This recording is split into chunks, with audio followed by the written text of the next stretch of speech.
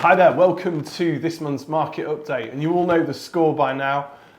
For those that you watch regularly, I'm going to give you a bit of a rundown of what happened in the month of April, what's been going on in the market, and then try and have a little bit of a look ahead. Not too much this month, because I've got a few things just to talk about in terms of what's been happening out there. First of all, before I do that, please make sure you like and subscribe to our channel. It really does make a difference.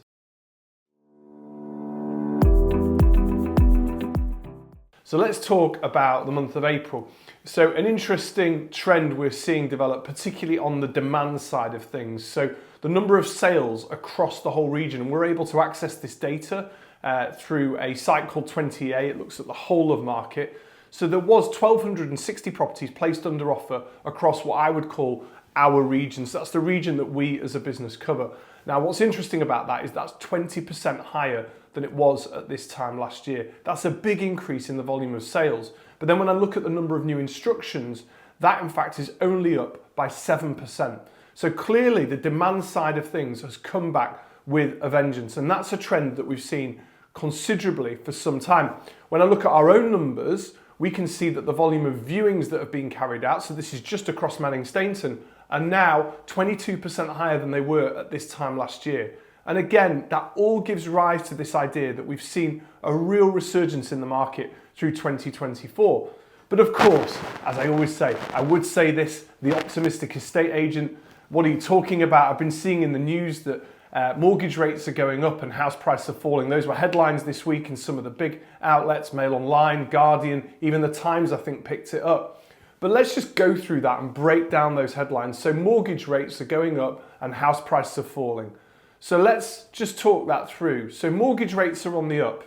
They are, but there are reasons for that. So the two reasons why mortgage rates go up. The first reason, I have mentioned it in these videos before, and the main reason is due to the change in the 10-year gilt rate. I'm going to put a chart on the screen for you now, and what you'll be able to see is that we have had some small increases in the 10-year rates, or the swap rates as sometimes people like to refer to them, but nothing substantial, nothing earth-shattering that's going to alter the mortgage market. So what's the second reason? The second reason is a simple one, and it's one related to demand. So when you hear that big mortgage lenders are putting rates up and the swap rates aren't changing, a lot of this is simply down to the demand for their services.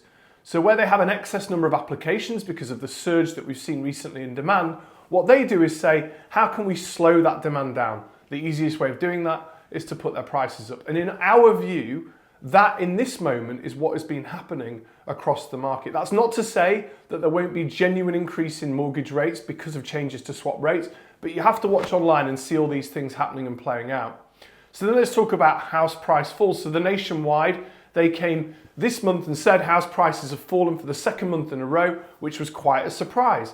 Not a surprise to me. And the reason, again, I've referred to this in these videos, is that you have to remember that when Nationwide put forward their indexes, they're talking about sales and deals that were agreed 4 or 5 months ago. So these are sales that were agreed around November, December time, and typically that's a time of year when lower value property tends to sell. The big properties always tend to do a little bit better around this time of year. When I look at our own numbers and I compare April this year with April last year, and this is live data because this is on sales that we have agreed this month, we've seen about 3.2% added onto the average house price this year. That's not to say that's what's going on everywhere, but we have definitely seen pockets of demand, pockets where prices are rising currently because of that surge in interest. Rightmove, they said that prices went up month on month, and they're of course looking at asking prices 1.1%. And we're now 1.7% higher on asking price than we were a year ago. So the general trends all seem to be tracking in a positive direction.